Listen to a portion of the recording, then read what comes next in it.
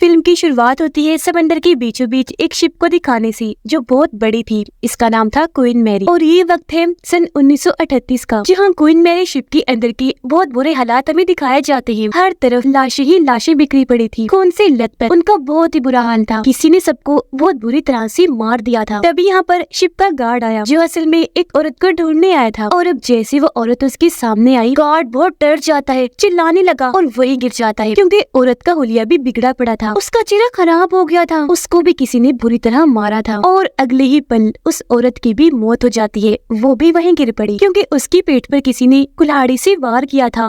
वो खून में लथपथ थी। पता चला कि इन सबको मारने वाला और कोई नहीं बल्कि इस औरत का हस्बैंड है जिसका नाम डेविड होता है। डेविड को इतना जालिम पाकर उसे पकड़ लिया जाता है और फिर उसे कमरे में बंद कर दिया गया। लेकिन डेविड की बेटी आकर उसे आजाद कर देती है और गुस्सा तो उसे पहले ही था, तो अब आजाद होने के बाद वो और भी कई सारे लोगों को मौत के घाट उतार देता है। अब इस दर्दनाक हादसे के बाद क्वीन मैरी शिप को हॉन्टेड भूतिया कहा जाने लगा क्योंकि जो लोग भी क्वीन मैरी शिप में जाया करते थे उन्हें वहाँ पर मरे हुए लोगों की आत्माएं नजर आया करती थी, जिस वजह से कंपनी और शिप की बहुत बदनामी हुई। पूरी तरह से इस शिप की रेप्यूटेशन शोहरत खराब हो गई। इसके नाम को हर कोई बुराई से याद रखने लगा। अब ऐसे ही कई साल गुजर गए लेकिन क्वीन मैरी शिप को अब चलाया नहीं जाता, वो बस ऐसे खड़ी है। उसका काम अब बस इस तरह है कि लोग आकर उसे बस देखते हैं, जैसे लोग म्यूजियम में जाते हैं इस तरह की चीजें देखने के लिए। अब इसी शिप को देखने एन नाम की एक लड़की अपने बेटे के साथ आती है क्योंकि वो क्वीन मैरी शिप को उसकी जगह वापस दिलाना चाहती है, उसकी रेप्यूटेशन को दोबारा ठीक करके। इस मकसद के लिए वो एक प्रोजेक्ट पर काम कर रही है जिसमें वो इस पूरे शिप को दोबारा से ठीक करके पहले जैसा बना दे, जिससे शिप इस काबिल बन जाएगी कि दोबारा लोग यहाँ पर आया करेंगे। अब यहाँ पर एन के साथ उसका हस्बैंड भी आया था। दोनों हस्बैंड वाइफ अपने बेटे को बहुत प्यार किया करती थी। अब क्योंकि एन की शिप के कैप्टन के साथ मीटिंग थी तो उसका हस्बैंड अपने बेटे को वहाँ से ले जाता है शिप की सैर करवाने के लिए। अब जब ये शिप के नीचे वाले हिस्से में पहुँचते हैं तो वहाँ पर एन का बेटा अपने डैड से अलग हो गया था क्योंकि सब लोग वहाँ से काफी आगे जा चुके थे। एन का बेटा अपने डैड को हर जगह आवाज लगाता है पर वहाँ पर उसके अलावा और कोई भी नहीं था। अब तभी अचानक उसके सामने वाली लिफ्ट अपने आप ही खुल जाती है और ऊपर से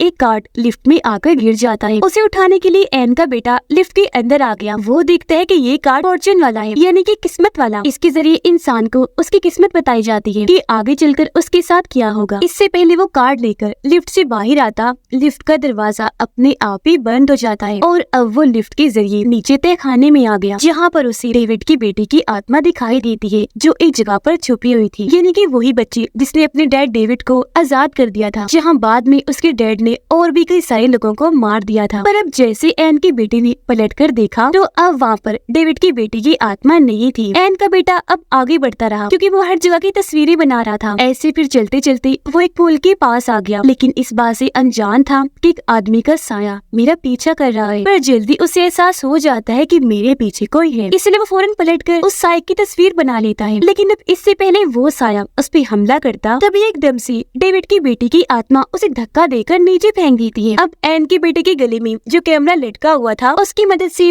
वो पुल में गिरने से पहले ही वही लटक जाता है, जहाँ अब वो साया दोबारा से उसे मारने के लिए आगे बढ़ा। पर एक बार फिर पुल में से डेविड की बेटी की आत्मा बाहर आई। वो एन की बेटी को खींचकर पानी में ले जाती है और उसका कैमरा वहीं पर ही लटका रह गया। शिप का कैप्टन जब एन के साथ था तो वो देखता है कि दीवार पर लगी एक छोटी शिप अपने आप ही चल रही है, जो देखकर वो काफी चौंक गया क्योंकि समझ गया था कि यहाँ पर कोई गड़बड़ है। उसे लगता है कि ये गड़बड़ तय खाने में है, इसीलिए वो भी वहाँ पर आ जाता है। जब उसने देखा कि एन का बेटा पूल में डूबा हुआ है तो वो उसे वहाँ से निकाल कर बचा लेता है। लेकिन इस हादसे के बाद एन का बेटा बुरी तरह से डर गया था। शिप का कैप्टन एन को बताता है कि तुम्हारे इस प्रोजेक्ट को मंजूरी मिल चुकी है, अब तुम हर वीकेंड पर यानी कि हफ्ते के आखिर पर अपने हस्बैंड के साथ यहाँ पर आकर काम कर सकती हो। तुम्हारा काम पूरा होने के बाद ये शिप दोबारा से अपनी जगह वापस पा लेगा। फिर अब यहाँ से कहानी दोबारा पास्ट यानी कि माजी में आ गई 1938 में, जब ये क्वीन मैरी शिप के साथ हादसा हुआ था, जहाँ पर हम शिप में डेविड, उसकी वाइफ और उनकी बेटी को देखते हैं। यहाँ पर दिखाया गया कि डेविड ने अपने चेहरे पर मास्क पहना हुआ है क्योंकि पहले वो एक आर्मी ऑफिसर हुआ करता था, तो एक जंग में उसके चेहरे का बुरा हाल हो गया और अब क्योंकि उसका असली चेहरा देखने के काबिल नहीं रहा था तो मजबूरन उसे मास्क लगाना पड़ा। अब डेविड चाहता था कि मैं अपनी फैमिली के साथ शिप की फर्स्ट क्लास में जाऊं, यानी शिप की अच्छी जगह जहाँ सिर्फ बड़े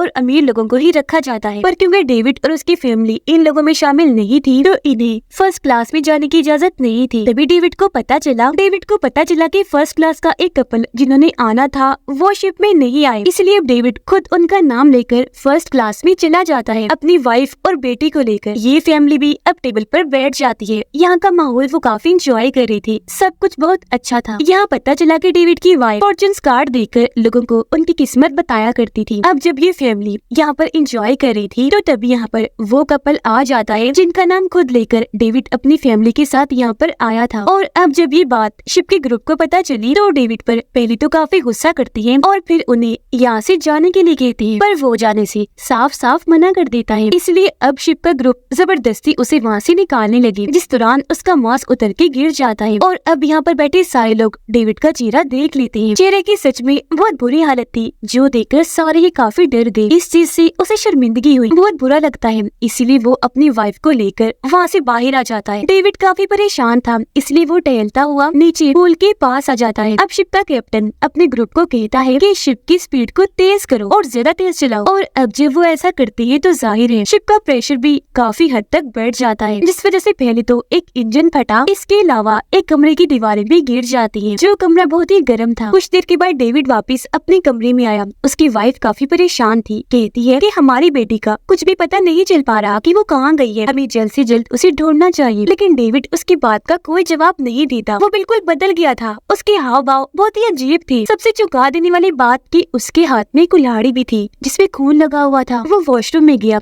उसकी वाइफ को डेविड पर शक हो गया था, इसीलिए वो चाकू लेकर धीरे धीरे आगे बढ़ी, पर इससे पहले कुछ करती एकदम से डेविड कुल्हाड़ी लेकर बाहर आया, अपनी वाइफ के सर पर दे मारता है, जिससे वो काफी जख्मी हो गई। दूर हटती हुई दीवार से जाकर टकराई और ज्यादा जख्मी हो जाती है। अब ये आवाजें सुनकर आसपास के लोग उनके कमरे में आ जाते हैं, लेकिन डेविड जो बिल्कुल पागल हो गया था किसी को भी नहीं छोड़ता। कुल्हाड़ी से सब पर हमला करके उन्हें भी मार गिराता है। किसी की वो सर पर मारता है, किसी की बाजू अलग कर देता है, तो किसी का पेट ही चीर कर रख देता है। शिप का कैप्टन जब अकेला था तो तभी उसके पास उसका साथी आकर बताता है कि डेविड ने बहुत सारे लोगों को मार दिया है, वो भी बहुत बुरी तरह से, लेकिन अब उसे पकड़ लिया गया है। लेकिन ये सुनकर कैप्टन को खास फर्क नहीं पड़ता, क्योंकि उसकी टेंशन तो फिलहाल कुछ और ही थी। शिप का इंजन बंद हो गया था, जिस वजह से चल नहीं रही थी और पानी अंदर भरना शुरू हो रहा था। अब यहाँ कैप्टन अपने साथी को बताता है कि जब कंपनी इस शिप को बना रही थी तो उन्होंने अपना सारा पैसा इस पर लगा दिया। वो पूरी तरह से कंगाल हो गई, इसीलिए कंपनी चाहती थी कि ये शिप लंबे अरसे के लिए चले, क्योंकि जाहिर है इस पर बहुत मेहनत और पैसा लगा था। तो इसके लिए कंपनी ने काले जादू का सहारा लिया। एक खतरनाक आदमी को उन्होंने उस गर्म कमरे की दीवारों में कैद कर दिया गया, इन्हें चिनवा दिया गया। पर अब क्योंकि उस कमरे की दीवारें टूट गई है तो उस आदमी की आत्मा भी वहाँ से आजाद हो गई है, और अब हमें उस आत्मा को कैसे भी करके इस शिप से जाने नहीं देना है। दरअसल यहाँ पर कैप्टन को ये बात पता चल गई थी कि वो आत्मा आजाद होकर अब डेविड के अंदर आ चुकी है, और अब वो डेविड के जिस्म का इस्तेमाल करके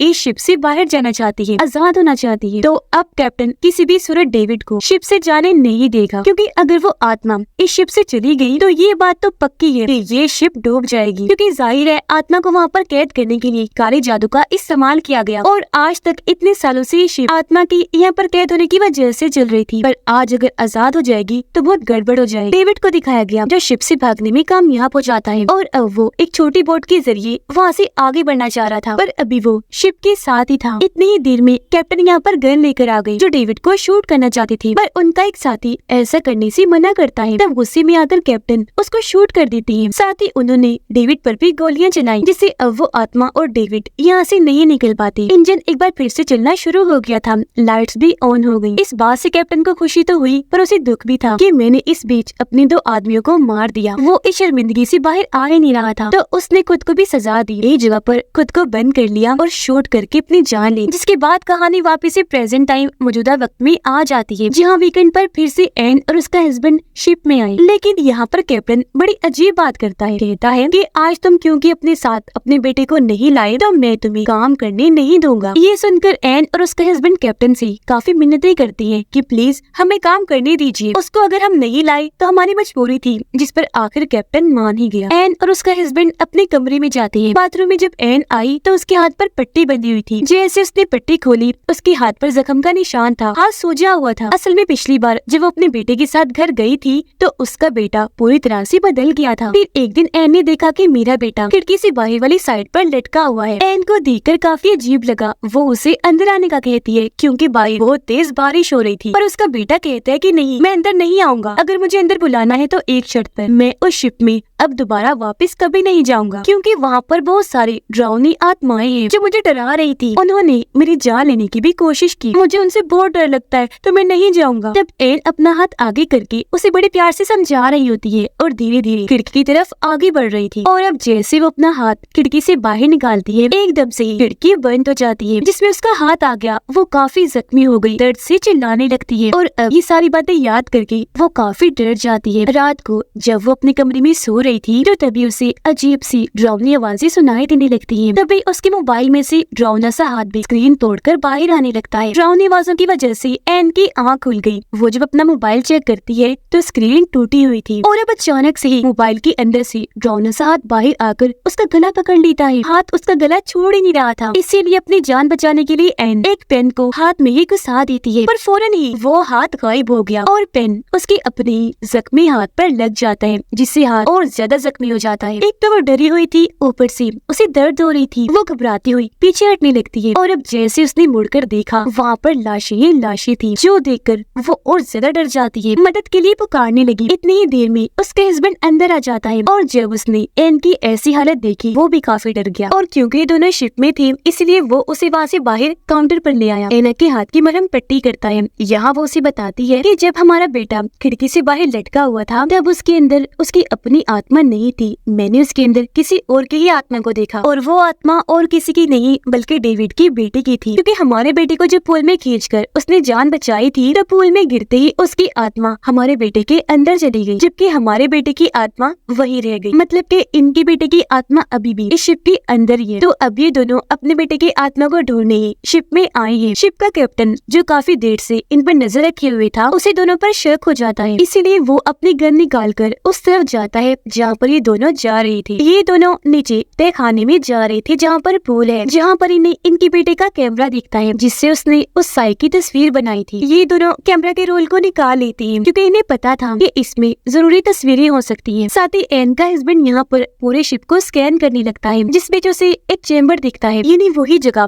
वही कमरा जहाँ पर उस आदमी की लाश को दफन किया गया था, मतलब काले जादू में इस्तेमाल करने के लिए। जो देखकर ये दोनों भी समझ गयी कि यहाँ पर जरूर किसी को मारा गया था। अब जब ये दोनों पूल के पास खड़े थे तो एन को पूल में वो नजर आना शुरू हो गया था। वो काफी घबरा गई। तभी इन्हें यहाँ पर अपने बच्चे की आत्मा दिखाई देती है। ये उसका पीछा करने लगी पर इससे पहले थोड़ा आगे बढ़कर उसे पकड़ पाते यहाँ पर कैप्टन आ गया जो इनसे कहता है रुक जाओ, यहीं पर आगे मत बढ़ना। दरअसल शिप के कैप्टन को इस शिप के बारे में सब कुछ पता होता है। उसे ये बात भी पता चल गई थी कि इनके बेटे के अंदर डेविड की बेटी की आत्मा चली गई थी, इसीलिए कैप्टन ने इन दोनों को यहाँ पर शिप में बुलाया था ताकि ये दोनों अपने बेटे के साथ यहाँ पर आए। और तब कैप्टन एक बार फिर से इनके बेटे के अंदर से डेविड की बेटी की आत्मा को निकाल कर यहाँ पर कैद कर ले। पर ये दोनों अपने बेटे को यहाँ पर नहीं लाए थे, जिस चीज का कैप्टन ने इनको कहा भी था। अब यहाँ पर दोबारा से कैप्टन इनको कहता है कि अगर तुम अपने बेटे को यहाँ पर लेकर आ जाओ तो उसके अंदर जो आत्मा है मैं उसे निकाल कर दोबारा से इस शिप में यहाँ पर कैद कर दूंगा और तुम्हारे बेटे की आत्मा जो यहाँ पर फंसी हुई है उसे तुम्हें वापस लौटा दूंगा। लेकिन यहाँ पर एन के हस्बैंड ने साफ साफ मना कर दिया। वो कैप्टन को अपने बेटे के कैमरे का वो रोल दिखाता है। फिर वो कहने लगा कि इसमें जो तस्वीरें और वीडियोस हैं वो मैं पूरी दुनिया को दिखाऊंगा और शिप की सच्चाई को पूरी दुनिया के सामने ले आऊंगा। ये सुनकर कैप्टन को गुस्सा आ गया। वो उस पर गोलियां चलाने लगता है लेकिन वो वहाँ से भाग गया, जैसे तैसे बच जाता है। दूसरी तरफ एन जो अपने बेटे की आत्मा को ढूंढ रही थी उसके सामने अचानक डेविड, उसकी वाइफ और उसके अपने ही बेटे की आत्मा आकर खड़ी हो जाती है। उसका बेटा कहता है कि मोम मैं चाहता हूँ आप भी हमारे साथ इसी शिप में रहो, पर उसने साफ साफ मना कर दिया। अब पता चला कि अगर किसी आत्मा को इस शिप से बाहर निकलना है तो उसे एक जिस्म की जरूरत होगी जिसके अंदर जाकर वो यहाँ से बाहर निकल सकती है, जैसे कि उस आदमी की आत्मा ने डेविड के जिस्म को इस्तेमाल किया था यहाँ से निकलने के लिए। फिर अगली सुबह दिखाया गया कि एन और उसके हस्बैंड बहुत ज्यादा खुश होते हैं, साथ ही उनके हाव भाव भी काफी बदले हुए थे। असल में हुआ ये कि इन दोनों ने डेविड और उसकी वाइफ की आत्मा के साथ एक सौदा कर लिया था जिसके मुताबिक इन दोनों के जिस्मों के अंदर अब डेविड और उसकी वाइफ की आत्माएं यानी कि इनके जिस्मों को इस्तेमाल करके वो शिप से बाहर निकल आई हैं, जबकि इन दोनों की आत्माएं यानी कि एन और उसके हस्बैंड की वो शिप में अपने बेटे के साथ है। एन और उसका हस्बैंड जिनके अंदर असल में डेविड और उसकी वाइफ की आत्मा थी शिप से बाहर निकलने से पहले कैमरा रोल को डस्टबिन में फेंक देते हैं, लेकिन जैसे ही बाहर आई पुलिस इनके सामने आ जाती है और इन्हें फौरन गिरफ्तार कर लिया गया क्योंकि इन दोनों पर अपने ही बेटे को मारने का इल्जाम था। असल में जब इनका बेटा खिड़की से बाहर लटका हुआ था तो उस वक्त एन को पता चल गया था कि मेरे बेटे के जिस्म के अंदर किसी किसी और की आत्मा है। मतलब वो समझ गई थी कि ये हमारा बेटा नहीं है। और ठीक उसी वक्त इनके बेटे का पाँव फिसला, वो नीचे गिरने लगता है। यहाँ पर हालांकि एन अपने बेटे को बचा सकती थी, पर उसने नहीं बचाया और ये चीज इनके एक पड़ोसी ने देख ली और फौरन जाकर पुलिस को इस बारे में बता दिया, क्योंकि ऊपर से गिरने से इनके बेटे की मौत हो गई। तो अब पुलिस अपने ही बेटे को कत्ल करने के जुर्म में इन्हें गिरफ्तार कर लेती है। पर यहाँ इन दोनों के चेहरों पर किसी शैतान जैसी मुस्कुराहट थी। ये इस बात से खुश थे कि कभी भी शिप की सच्चाई किसी को भी पता नहीं चल पाए। लोग पहले की तरह ही शिप को देखने के लिए हर बार आते हैं और यहाँ आकर काफी इंजॉय करते हैं। पर वो लोग इस बात से अनजान होते हैं कि यहाँ पर आज भी एन, उसके हस्बैंड और बेटे की आत्माएं एक साथ मौजूद हैं और वो हमेशा यहीं पर रहेंगी तब तक जब तक उनको यहाँ से निकलने के लिए कोई जिस्म नहीं मिल जाता। और इसी के साथ इस फिल्म की कहानी यहीं पर खत्म हो जाती है।